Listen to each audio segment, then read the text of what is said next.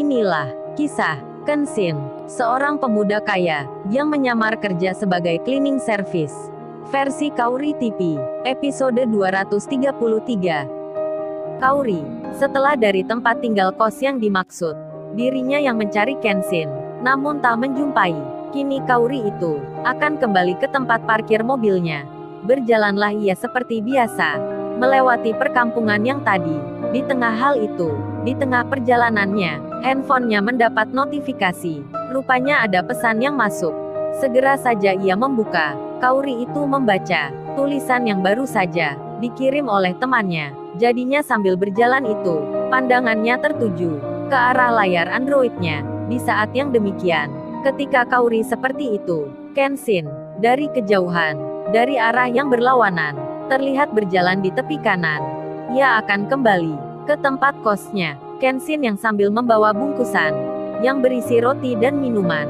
Tentu saja, ia tak akan menyangka, tak akan mengira pula, jika di depannya saat ini berjalanlah seorang wanita yang baru melintas di pikirnya.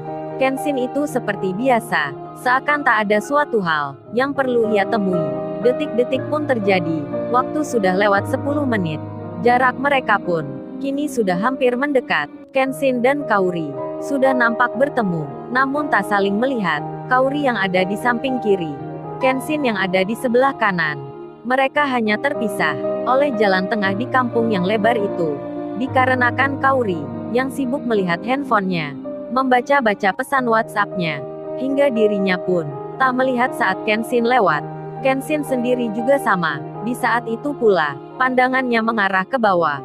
Ia pun juga tak sempat mengetahui akan Kaori yang di sebelah kiri. Jadinya antar mereka, meskipun telah berpapasan, keduanya saling tak melihat, saling tak mengetahui. Berlewatlah kesempatan, berjalanlah waktu yang ditunggu. Kenshin dan Kaori akhirnya tak jadi bertemu di tempat itu. Sementara di suatu perusahaan, si Iwan yang baru saja mengalami masalah dan ditolong oleh seorang wanita. Wanita yang dilihatnya itu seperti tak asing lagi. Perasaan Iwan pun semakin kuat. Dirinya menjadi yakin jika pernah menjumpainya. Beberapa menit kemudian, Iwan yang belum menemukan jawaban, ia kini telah sampai di tempat kerjanya, di ruang kantor yang ada mantan kekasihnya. Si Iwan pun masuk. Alangkah terkejut dirinya saat melihat di sekitarnya. Dilihatnya semua lantai yang berubah menjadi kotor. Nampak banyak kertas-kertas, plastik-plastik, baik itu bungkus makanan ataupun dari minuman, berserakan di sini. Iwan itu tak habis pikir, hanya ditinggal sebentar saja. Kok sudah cepat berubah? Ia pun berbisik di hati, bertanya-tanya sendiri. Belum habis rasa ingin tahunya, si Iwan lalu melihat saat ia membersihkan kotoran itu. Salah satu pegawai yang ada di situ membuang begitu saja plastik bungkus makanan yang baru saja ia buka. Ternyata teman sebelahnya pun juga sama, membuang botol minuman kosong. Dengan seenaknya, si Iwan pun mulai mengambilnya. Satu persatu, ia masukkan ke kantong plastik besar, tempat sampah yang ia siapkan. Di sela itu, ia tiba-tiba ditanya oleh pegawai di situ, "Hei lu cleaning service, lu itu kalau kerja, jangan lihat kiri kanan. Kagak pantas tahu, pekerja biasa kok melirik-lirik gitu. Emangnya lu pengawas apa?" Waduh, seseorang itu tak sengaja menyebut hal yang sebenarnya, yang berkaitan dengan Iwan. Si Iwan pun lalu menjawab, Maaf mbak, saya tak sengaja." Kemudian, ia melanjutkan pekerjaannya lagi. Sementara, Kenshin, yang sudah melewati Kaori, dengan tak mengetahuinya itu, kini jarak mereka semakin menjauh. Kaori hampir mendekat ke jalan raya. Kenshin pun sudah akan belok kiri. Tinggal beberapa langkah lagi, keberadaan mereka akan terpisah, tak lagi di jalan itu. Namun, secara tiba-tiba, lewatlah seorang pengendara, yang terlihat berboncengan, saat jalannya dekat Kenshin. Salah satunya, bicara pada temannya, yang sedang mengemudi itu. Seseorang yang di belakang tersebut berkata, "Waduh bro, cewek mana itu? Kok nggak pernah lihat di kampung ini? Cantik banget ya, ayo kita balik nih, minta kenalan yuk, mumpung lagi sepi nih." Di saat pembicaraan itu, Kenshin tak sengaja mendengarnya. Lantaran hal tersebut, dirinya terbawa pula, ingin melihatnya. Kemudian langsung saja, ia beralih pandangan Kenshin itu melihat ke belakang. Kemudian saat ia tahu cara jalannya wanita tersebut, apalagi rambutnya yang agak kemerahan, Kenshin segera bereaksi, karena perempuan itu sangat mirip dengan Kaori. Lalu ia membalikkan dirinya. Berjalannya tak lagi ke arah pulang. Kenshin itu kembali lagi ke tempat semula, menuju jalan raya. Kini dirinya terlihat agak berlari. Jalannya semakin cepat dan semakin cepat. Kaori sendiri, ia nampak sedang menyeberang. Melihat hal itu, Kenshin segera memanggil dengan menyebut namanya berkali-kali. Namun, karena kebisingan yang ada, lalu lintas yang begitu ramainya, suara Kenshin jadi tak terdengar.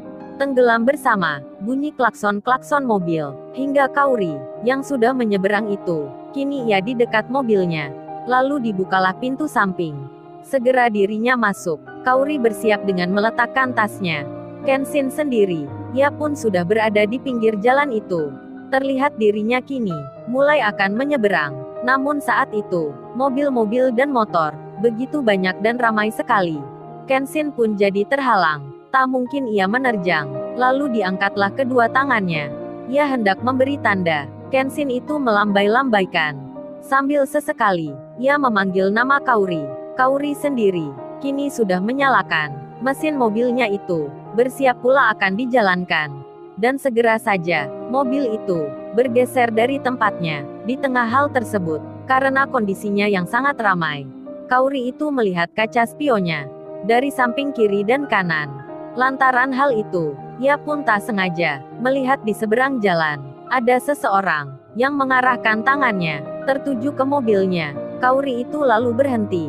Dirinya melihat sejenak, siapakah dia itu? Karena pandangannya yang agak terhalang oleh ramainya kendaraan, Kaori pun belum mengetahui siapakah orang tersebut. Namun, saat mobil-mobil yang menghalangi itu sudah mulai teruraikan, tabir pun segera terbuka. Pandangannya menjadi cerah. Kaori, dari mobilnya, melihat dengan terkejut sekali. Ternyata, seorang cowok yang di seberang itu adalah kekasihnya sendiri, yang tak lain, itu Kenshin. Tak berpikir lama, Kaori yang sedang dirundung asmara segera menepikan mobilnya, tersenyum-senyum melihatnya. Kaori lalu keluar, berdiri di dekat pintu mobil. Ia menunggu sang pujaan. Ia melihat dari tempat itu Kenshin yang sedang menyeberang, yang akan mendatanginya. Benih-benih asmara memang sangat terasa.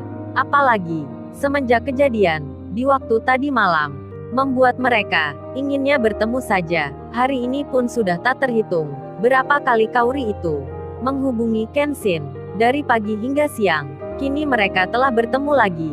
Padahal waktunya ini belum terlewat 24 jam semenjak mereka menyatakan perasaan.